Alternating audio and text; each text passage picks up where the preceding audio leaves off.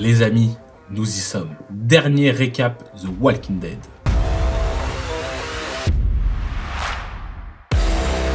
Pour rappel, Lance vient d'annexer Alexandria, la colline et Oceanside. Ils débarquent chez ce dernier et jouent leur survie à pile ou face. Allez, on termine The Walking Dead ensemble, générique, et c'est parti.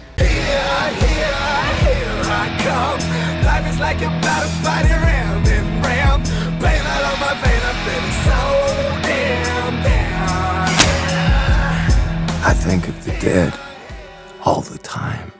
Lance est maintenant déterminé à retrouver nos personnages. Negan, qui se faufile partout grâce à son masque, débarque au Commonwealth et retrouve Carol. Sur place, ils sont en manifestation suite à l'article publié par Connie qui accuse Sebastian.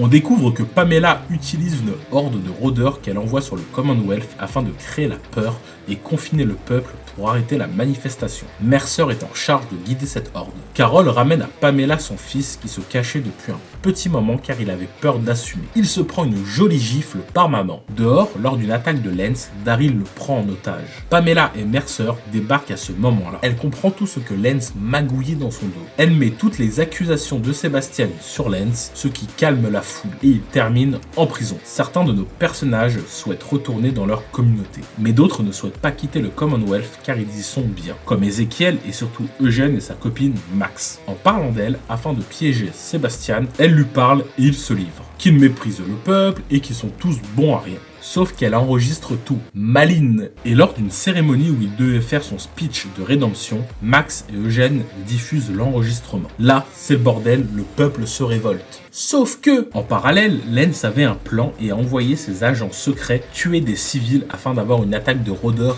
par l'intérieur. Donc, si on mélange les deux situations, nous avons une manifestation et des rôdeurs. Définition du chaos. Sebastian s'attaque méchamment à Max, mais Eugène, en chevalier blanc, arrive et le dégage. Il le pousse sur des rôdeurs qui n'en font qu'une bouchée. Pamela, qui enterre son fils, est sacrément en colère. Elle est déterminée à faire payer à Eugène pour le meurtre de son fils. Pour récapituler, Mercer a arrêté Eugène car il avait sauvé sa sœur de la mort. Un petit conflit d'intérêts, non? Sa sœur le supplie de ne pas laisser faire les choses et qu'il faut combattre Pamela. On découvre que Pamela envoie ses agents secrets capturer nos personnages, dont les enfants. Carol et Daryl sont les seuls à avoir réussi à leur échapper. Ils décident d'aller chercher Lance pour avoir des informations en échange de lui rendre sa liberté. En dehors du camp, Lance leur annonce que leurs amis sont envoyés par train travailler dans une mine loin d'ici. Mais ils réalisent qu'il a fait une erreur d'avoir tout dit car ils n'ont plus besoin de lui maintenant. Mais c'est trop tard. Elle lui tire une flèche en pleine gorge.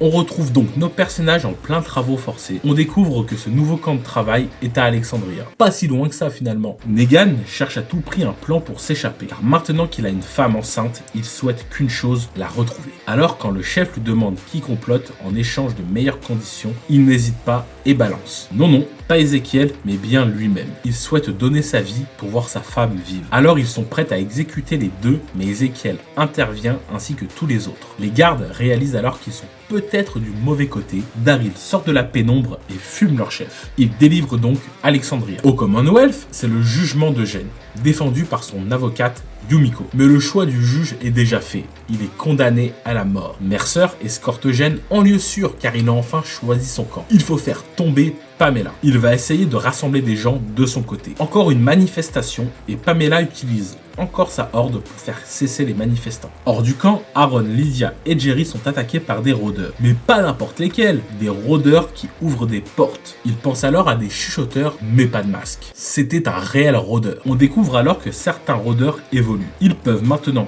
escalader des barricades. Après cette méchante expérience, ils retrouvent Luke et certains survivants de Oceanside, dont il ne reste plus grand monde après le passage de Lance. Pour rejoindre les autres, ils se mêlent à la horde que Mercer met. Il se réfugie dans un camping-car, mais Elijah se fait emmener par le flot de rôdeurs. Lydia, avec qui il est en couple, essaye de le retenir, mais elle en paye le prix fort. Il faut vite agir. Jerry dégaine son hache et lui coupe l'avant-bras. On retrouve les rebelles d'Alexandria dans un train. Princess essaye de joindre Mercer. Il leur annonce pour la horde qu'il mène jusqu'au Commonwealth et fait diversion en envoyant des hommes loin de leur position afin de laisser la voie sauve à nos amis. Pamela découvre que Mercer l'a trahi et qu'il prévoit de débarquer avec Daryl et compagnie. Comme prévu, ils arrivent au Commonwealth mais c'est vide. Ça semble beaucoup trop calme. Et logique, c'était un piège. Negan, Daryl, Carol et les autres se font canarder par le haut. Ça tire de partout le gros bordel. Pamela chope une arme et tente de fumer Maggie. Mais Judith se jette sur elle et prend la balle à sa place. Elle est couchée. Daryl devient fou. Il prend Judith et ils fuient tous.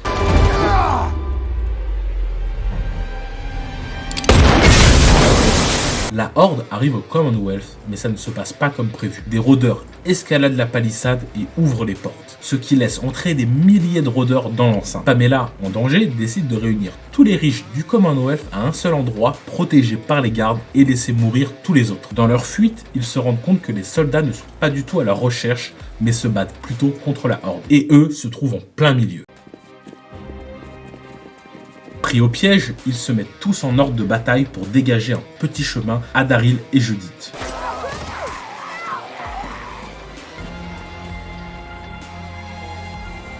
Dans cette opération, Luke se fait mordre. Il se réfugie dans un hôpital, mais c'est malheureusement trop tard, il succombe de ses blessures. Rosita, Gabriel et Eugène sont eux partis chercher Coco. Mais sur le retour, ils sont carrément en galère. Ils essayent de se mettre à couvert en escaladant une gouttière. Mais Rosita, qui passe en dernière, se fait choper par les rôdeurs. D'un coup, elle se relève et éclate tous les rôdeurs qui étaient sur elle.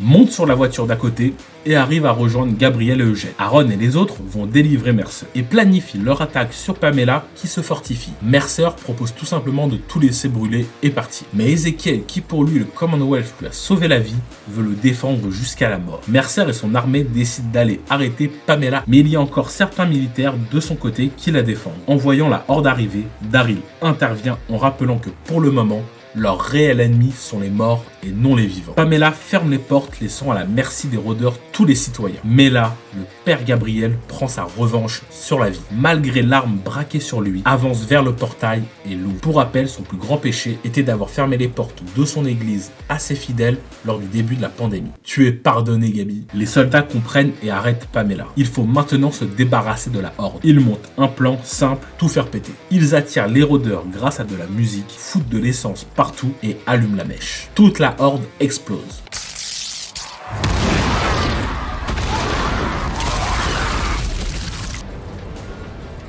L'ère Pamela est dorénavant terminée. On retrouve tous nos personnages autour d'une belle table, à rigoler. Judith est là, tout le monde est heureux, sauf Rosita qui semble triste. Elle annonce à Eugène puis aux autres qu'elle a été mordue en essayant de sauver Coco. Tous les personnages se relient à son chevet pour lui dire au revoir. Et dans une scène émouvante, nous disons au revoir à Rosita. Nous disons également au revoir à Negan qui n'est pas autour de la table et d'un regard, il nous dit au revoir. Un an plus tard, le Commonwealth s'est reconstruit, dirigé par le gouverneur Ezekiel qui a été élu par le peuple. As your governor, I and your lieutenant governor, Michael Mercer. Alexandria a été reconstruit et toujours géré par Aaron et Maggie. Daryl annonce vouloir reprendre sa vie de nomade. Il dit au revoir aux siens, surtout à Carol, puis prend sa moto et disparaît à l'horizon. Fin de The Walking Dead. Ah bah non, on découvre une personne autour d'un feu sans savoir qui. Puis nous découvrons Rick Grimes en train d'écrire une lettre à Michonne. Voyons Michonne toujours à la recherche de Rick et comprenons comment les bottes de Rick ont terminé dans ce fameux bateau. Il les a jetés juste avant de se faire arrêter par une nouvelle civilisation.